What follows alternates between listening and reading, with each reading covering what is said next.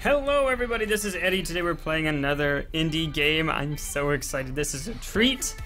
This is one of my favorite games I've played in a long time. It's called Anarcute. It's made by Anarcute. This is their first title. They released it to Steam on July 12th, 2016 for the price of $15. They've already won 3 awards and were nominated for multiple others.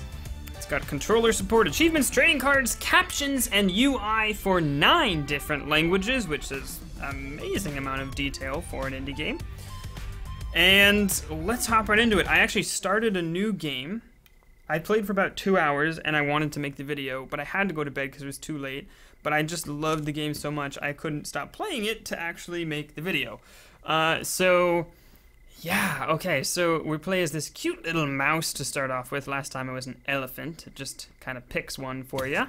Whoop, hit that light, causing chaos, because this is anarchy after all. We're trying to spread anarchy. Ooh, I should say 2 things before going on. First thing, I'm not going to be able to cover all the things I love about this game in this video, because I don't want the video to go on for a half hour. So, yeah, that's a testament to how good this game is. Also, I was given a copy of this game to review by the developers, so I did not actually have to pay the $15 to get the game, which probably influences my opinion a little bit. Just want to make you aware of that. That's actually true for most of the videos in this series, but I always forget to mention it. It's not intentional, I promise you, and I'm really trying to get into the habit of doing it more. Okay, we got some mice, and we got we got a little swarm of guys going on right now, a little foursome, here to spread our anarchy ways with our cute faces. And look, we found some fellow protesters who've got signs and everything. Even a little flare. Amassing quite a crowd. I don't know if you can hear that music. I love this music. Ah, now they're happy. Yeah.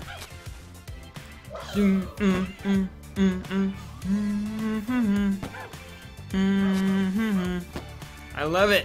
I was so sure that I was gonna get content striked for this, because it has to be some like little tune, but nope. Original soundtrack. You can even buy it on Steam. Love it. Ah, the police. They're from the Brainwasher. They're called the Brainwashers, and they have these robotic faces, or maybe they're masks. It's not really clear, but oh no! It's the law. More awesome music. You can immediately see something about the aesthetic. I'm gonna break this down. Anarchy presents, love it. I'm showing you the intro because there's a very important piece of polish that is one of the main reasons why I love this game. They made it so friendly to people who are playing it for the first time, and that's why I'm starting it from the beginning, so I can show you a particular kind of a progression that you don't normally see in games, especially indie ones. But I'm gonna break this down into 3 parts, and let's start off with the aesthetic. We're gonna then go on to the mechanics and then finally talk about progression. And the aesthetic, we're starting there because it's kind of obvious here. Beat 'em up! Yeah, they were going for a very particular aesthetic. Everything from the name, to the UI, to the art style, to the music. It's supposed to be this happy-go-lucky cuteness, but then juxtapositioned with the anarchy destroying a town. But it's not juxtaposed. There's a map, I gotta make sure I pick up all my friends. They're not merged in a way that's, like, they clearly focus more on the cuteness than the destruction, which is cool. So our crowd is picking up stuff now, and here we go with these big, hard to miss. And I believe if we use our mouse, the controls change. I've actually never used the mouse. The controller seems to work really well. And huge, impossible to miss, always ever-present instructions on what to do during these tutorial phases. On how to do the action. That's great. We're gonna come back to points like that. But yeah, so the cuteness is key. And there's like, you're gonna see later in the video, because I actually, before I deleted my save, I recorded a clip for the end where I talk a lot more about this, but there's a huge variety in the art here that all fits the common theme really well. Variety in animals in your mob. I mean, we see 4, maybe 3 right now, but a form of progression is actually picking up new species of animal to join your mob. All of them so well made, so cute. And the UI matches it too. It's very bubbly. It reminds me of like a very Nintendo thing, like almost like you're a kid, you're a squid now. What was the name of that game? I can't remember. Splatoon. In this way where it's like just awesome like that. I'm probably gonna do pretty poorly, by the way, because it's kind of hard to focus on doing all the objectives while I'm talking about the game. So we start in Paris, trying to overthrow this dictator, and we're gonna move through. This is actually, oh no, let's back out, show the menu very quickly. Here's the 3 animals we have in our mob right now, and here's some that we can get in Paris, okay? In Paris. Sorry, Tokyo. Not Paris. Paris is the next one. I got confused. In Tokyo, a whole new set, equally sized, of different species of animals is unlocked once you get to Paris, and then the following 2 that I have never gotten to before and don't know what's inside them. So this is by no means a complete review, and I already have too much to say, and all of it positive. You'll see in the clip of Paris at the end that there's a wide variety of locations, but here's, going through the Tokyo levels, you'll see that there's actually quite a bit of thought put into the levels. This adds to the aesthetic. This is a plot line, no dialogue, mock newscasts with the stock markets going up and down that have funny names. That's the dictator here leading his army, right? All of this done through cute, flatly colored aesthetics, no dialogue or anything like that. And you totally get what's happening, right? He's taken over Tokyo. It's the Tokyo Tower, right? And he is brainwashing people with the radio signal or whatever it is. Maybe not. Maybe I'm reading into that too much, but that's how I read it. And that's your cutscene. So let's move on to the first riot level here. And here we go. So that's an example of a cutscene which totally builds the aesthetic, which they didn't have to do. And I think the game would still be okay. Okay, in form of progression, we're gonna. You know what? I'm not gonna talk about progression on its own. We're gonna scatter it throughout because that's the way it's gonna make most sense, because we're actually witnessing the progression right here. So introduce this little feature here of a riot bar. Show the UI changing. What does it look like when you get more rioters and you get more powers? What does it look like when it falls? It's game over when it's 0. They actually show it to you. It's not this little text on the side that's gone and then how did you do it? What button do you press? What does it mean? No, it's totally clear. And it totally fits the aesthetic theme of being cute, with the cute little sound effects too. So, okay, we've gotten enough to get a stomp. More impossible to miss instructions on how to do it and where to do it. You can see 1,000 ton on the sides of this thing to show that you can actually stomp it around, stomp it into some guys. Danger, don't step on that, it's clearly a landmine, right? The first one you see has danger written all over it, right? So clear, you so know what to expect. Totally well made and polished. All the while with an awesome soundtrack, which I'm just gonna keep bringing up because I love the music so much. So the UI makes the progression really clear, but it still fits in with the aesthetic theme of cuteness. That's just an overall point I wanna make. And I think aesthetically, you're probably gonna get most of it from the video, not necessarily me talking. But when I talk about aesthetics, make sure that you're considering things, as I said, like audio and the visuals, but not just visuals like character models and lighting, but like also the UI, right? And also how they integrate a cutscene, and how the level, I gotta dash through, how the level editor, or not, level selection fits in, where you're in this back alley seeing your mob, and as you get more species, there are more species in the little scene set up by the level selection, and that kind of thing. Like, it's just, you will notice this if you pay attention, and you will be pleased, just as I was. Okay, but let's move on to the mechanics. So what you're seeing right now is fairly basic fighting okay, we got a fox. I think I actually missed that in my first playthrough. Fairly basic fighting mechanics, right? You tap the attack button when you go near something, but as you're seeing, they are introducing mechanics slowly. So here's one where they chuck a car at you, and they say with L you can throw the heavy objects and actually smash through gates. All right, that's a great way to present the new mechanic, and it's one that comes into play, right? We can toss this truck, blow up all those guys, no problem, right? So that's a whole new element. Oops, one guy left, didn't notice it. That's a whole new mechanic, and as you'll see, hopefully, as I continue to play through this first stages of the game, it gets crazy. They never stop adding stuff. I only got about halfway through the game, and they were still regularly, every level or so, introducing a new enemy type, introducing a new move you can do. And then there's also customization and actually building your perks, which we'll talk about in a second. But all of that kind of fits in this swarm fighting, right? Where you're just sort of getting more powerful as a mob and growing like that. Oh, we can see we actually got an S rank on that, so we got a little thing there. That's cool. But there's this whole other aspect to it, which is that when at certain points it behaves more like a stealth game. So if you remember towards the tutorial level, it actually had you sneak up behind some guys and use your stomp to push them into landmines.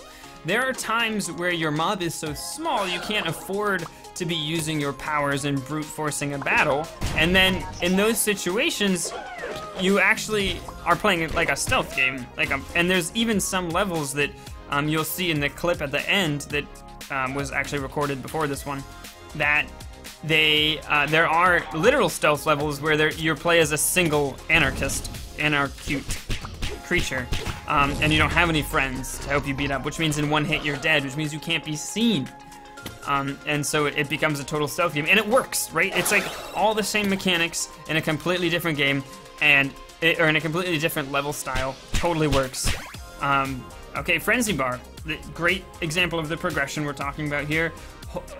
Pause the game, draw attention to the new UI.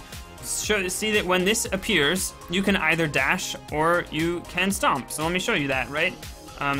There's a dash, beat these guys up. Dash, which is kind of like a dodge to get out of the way, I take it. B is a stomp, which can kind of stun guys. So let's fill the meter here at this dummy that they put to help us understand. Okay, I didn't quite make it there in time for the stomp, but boom! There we go. Stun a guy, spread him out, single him out. Right, there's a little bit of thought to that, right? It's still pretty basic, right? But I'm telling you, it gets way better. All right, we're throwing cars to break through there. We need to pick up some more cars to throw through there. Let's hit the button. Out comes another car. And there we go. Great, and probably could have picked up... Oh, gotta get out of the way of these big guys, right? They do an AoE, which is very clearly marked. And you can see it's red. It's getting closer to the time they're gonna dominate. Also, just a note that these buildings, that was a rare instance here where something actually blocked our view. These buildings generally fizzle away when your camera's in the way. Very small thing, but very much appreciated, because otherwise, being in this cityscape, whoops, walked those guys right into that. Whoa! Maybe that was a bad idea. Whoa, sniper taking us out. All right, let's hit this guy. And dive away from the AoE. I'm not doing so good. I'm letting them get pretty banged up here. All right, so this time, in this playthrough, I know to actually go over here and get a squid. I actually accidentally knocked that 1,000-ton block into the end of the way and couldn't actually get them in my previous playthrough. So I'm glad I was able to reconcile that here. Whoa, whoa, get out of the way! All right, whoop. Pick this up, we can throw a car at him, that'll kill him. Oh, the car kind of rolled out of the way. Boom! And a new animal, a jellyfish. And we cleared the stage. Not bad. Alright, so I think they're about to introduce perks and abilities, which brings us to our next topic about the mechanics, actually. Oh, never mind. Alright, but let's talk about this here. You won 1 coin. First of all, I don't like the repeated use of 2 different versions of the word one. It makes it hard to say, but we won a coin, and we'll find a use for it soon. That's so great. Like, it says you got a coin, but they're not ready to overload you with different features. So they say you'll find a use for it soon. I don't have a problem with that. I think that's great. And the fact that, unlike some indie games, they actually took the time to not just code in the UI that has the text that says you want a coin. They took the time to change the text based on where you are mentally as a player, so you're aware. It's such great polish. It's something that not even AAA titles get right all the time. And it might seem like that's a nitpick, but you know, when you've picked up as many random indie games as I have and tried to figure out what is this game, is it worth anything, what is unique about it, what is the developer trying to do with this game, you realize that it's actually really important and really easy to do. And so it's great to see a developer actually do it.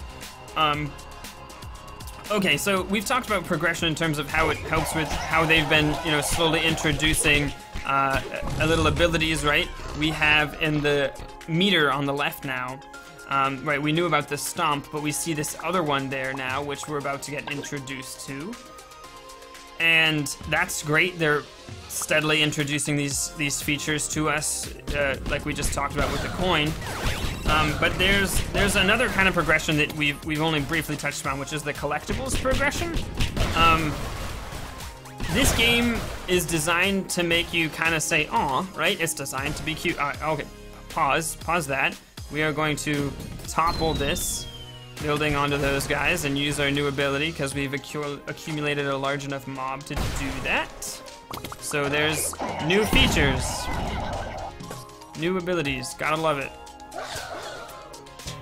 And we can topple this building here to actually get rid of that pesky sniper. And in fact, I think we can topple these buildings here to actually clear some of the enemies ahead of us. That's an ability I don't think to use much, or at least I didn't in my last playthrough, but I'm seeing the use for it now. Oh yeah, and then we can also topple this building to actually free some of those guys. Try to run. Just try to run. And a new animal is a raccoon. So, anyways, it's geared toward being cute, and you can really easily see why this would be something that makes you want to collect things, because each new animal is adorable, and each new little clothing outfit you can get for them is adorable and adds to the cuteness factor. Try to run, you can't do it.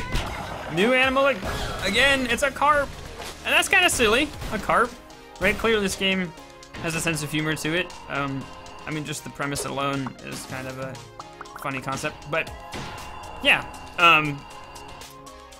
Here we go again. This is a little stealth moment. We definitely don't need to be stealthy because we have a huge following now. Okay. Whoa! Oh, that was bad. They all took quite a beating there.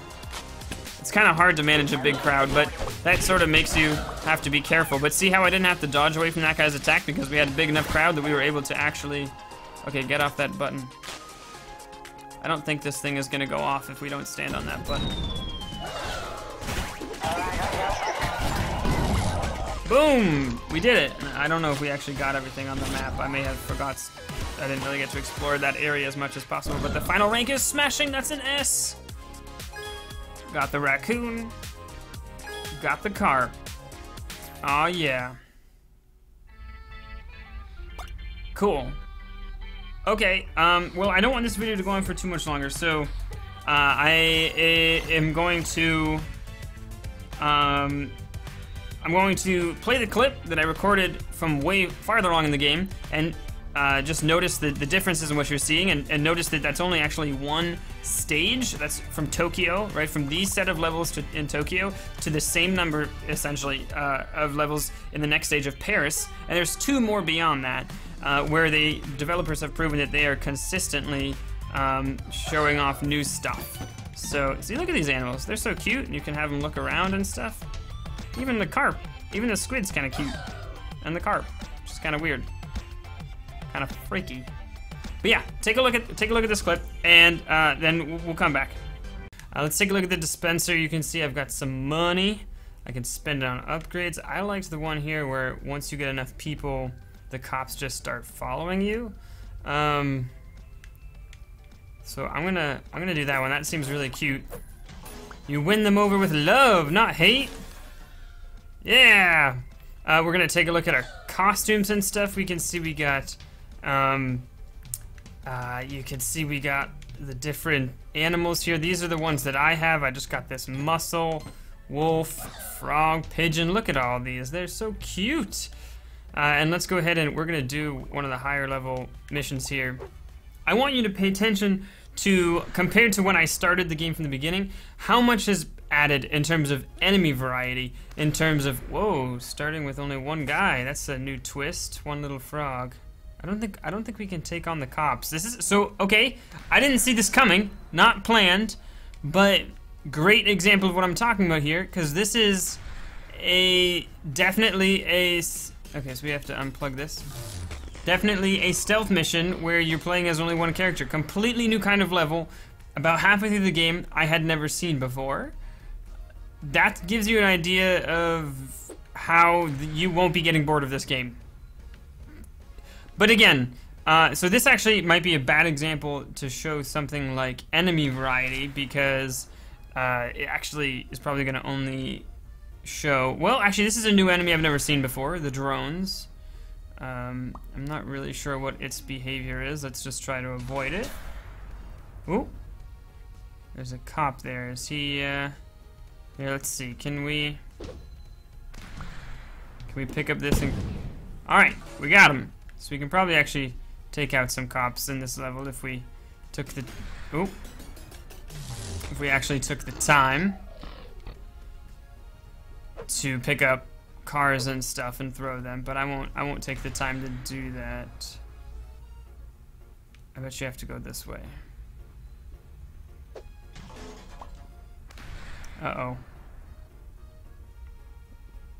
Ooh, that was close. Alright, beat this guy up. One more. This is a very unique level. I'm going to show you one more after this. I don't want this video going too long, but I really... in case you haven't noticed, I love this game so much, and I could go on forever about it. Alright, there's that level. Victory! Didn't do very good with the cops, because obviously, it was a more stealthy kind of mission, but let's try something different. That was a little special. Hopefully this one will be more standard. Okay. Paris.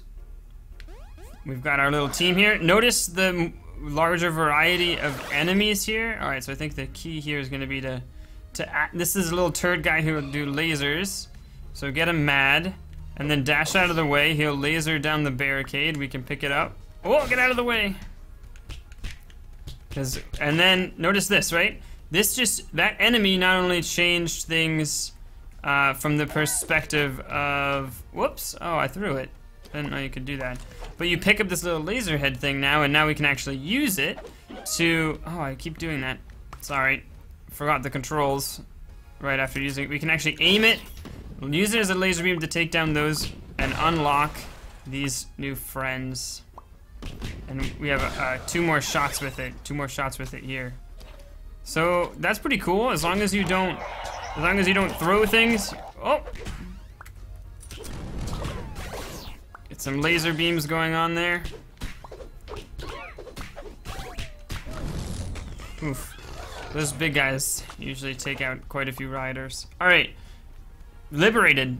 Let's go over here to see what we got. We got 1 more charge, so let's actually... There we go. Didn't even give him the chance. Alright, can we unlock any new animals here? I don't think so. Alright, we've already unlocked building takedown. Pretty cool. Got 3 more charges now with the laser beams. As a matter of fact, looks like we get 2 of them. I wonder if it shoots both at once. Let's test it out on this guy. Yes, it does. That's awesome. Now we've got 3 of them. So it looks like... What is that asking us to do? Oh, it did that. It dropped it. Check that out. Whole new way to kill things. Wow! This is OP. Oh yeah, run away. we'll chase him down later. I want to make sure we get all the cop kills.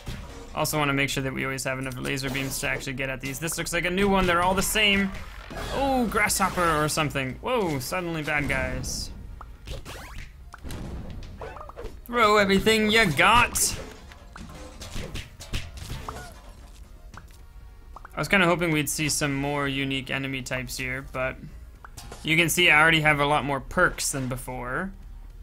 So there's another way in which things are progressing. The landscape is different because it's Paris now, and there's 2 more I haven't even seen yet. I'm so excited to see them, though. I think there's a beach one. So what does this do? Stand on it? Oh, this... Oh. Okay, so that positions that over there, and then I think we laser beam it, drop it. Boom! Get obliterated. Kind of... Oh, you know what? We should just hurry up, knock these buildings down. Oh, wrong one!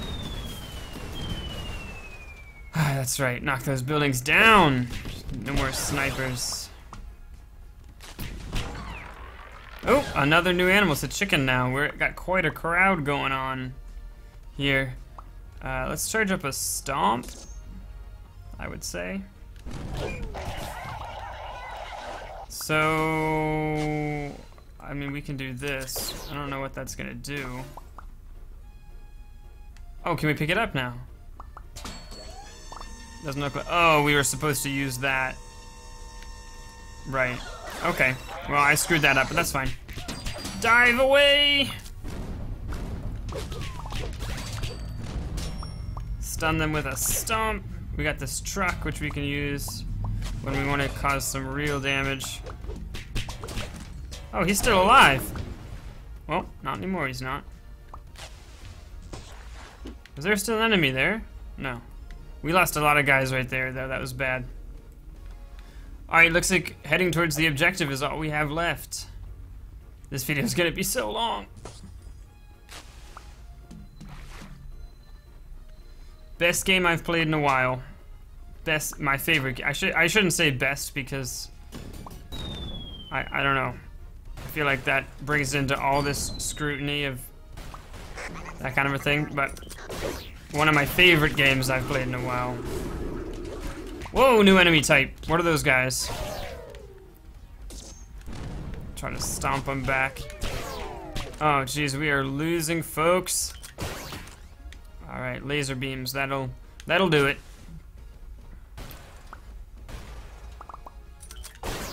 Yeah, goodbye. Whew. That wasn't good. We lost a lot of people there. We're gonna do really bad there. Yeah, crowd size C. But we got all the cops. Nice, a mantis. And a chicken. Okay, so I've definitely shown you now, at least I hope I've done a good job showing you that there's a variety of enemy types, variety of ally types, variety of mission objective types and level types that all fits into this neatly packaged thing, but I could see how maybe you think that this might still get repetitive.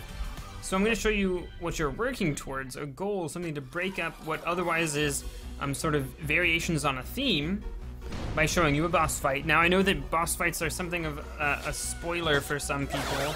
They sort of view it that way. And it did take me a minute to figure out how to do this, so if you want to solve the puzzle yourself of how to beat the boss, don't watch. You know, skip ahead till when you're not seeing thumbnails of me fighting this boss, which will be at the very end of this video, since I already know it's getting way too long, but I have so many awesome things to say. But basically, you know, this is one boss out of what I assume to be a variety. And it's very cool. So we picked up our mob. We have the ability to do stuff. I've spec'd a little differently than my last playthrough, so I'm wondering if there's an opportunity there. Make sure we dodge these. You know, there's a very uniform way in this game for them to say this is a danger zone, right? It's the red thing. Red tiled area. And that's great. So essentially we're picking up the rockets that are duds. They don't launch Well, first we have to dodge the rockets he shoots at us, picking up the ones that don't launch, and we are firing them back his way. You can notice because they put in a very obvious and very apt dinging sound for when one of those rockets has fallen. And then we pick up random crap from the street and huck it at his battery, and that's the boss. It took me way longer to beat it the first time because I wasn't noticing that the rockets were falling down. Not trying to criticize, saying they didn't make it clear enough. I'm actually saying that, like, you actually have to think about it, right? It is engaging gameplay. This isn't just a button masher. I mean, it is a button masher, but it's more than that, because you gotta know when to dodge and what enemies are gonna do, and can you use the environment to help you, and then suddenly it turns into a stealth game for a mission, right? And we got a smashing on that, which is great. We got the Shibu, and I think, I'm not sure, let's check. Well, let's watch another cutscene. Alright, so the dictator, you know, there's been this, the scientist says... Whoa. Okay. That seems a little buggy. That seemed to be really loud. The dictator is going to Paris! That's what French people look like in this world.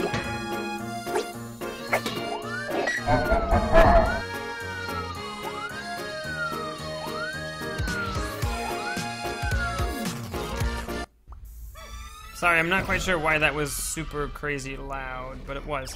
Now we can go to Paris and look, a whole new set of levels, and so that was a quarter of the game, folks. Cool. So we actually did manage to get this guy. What is he? A sea slug, and we managed to get him by getting all 1, 2, 3, 4, 5, 6, all 12. All 12 of the characters from before. If we want to change their outfits, we gotta get an S rank on everything in Tokyo. And as you can see, there's a whole new set for Paris. You know, you don't have to, but you can try to get S rank on everything. So I plan on playing through this game all the way because I love it, and I hope you loved it too, and I hope you found this helpful. Thanks for being an awesome audience. I'll see you in the next one. That's it for me for now. Bye-bye.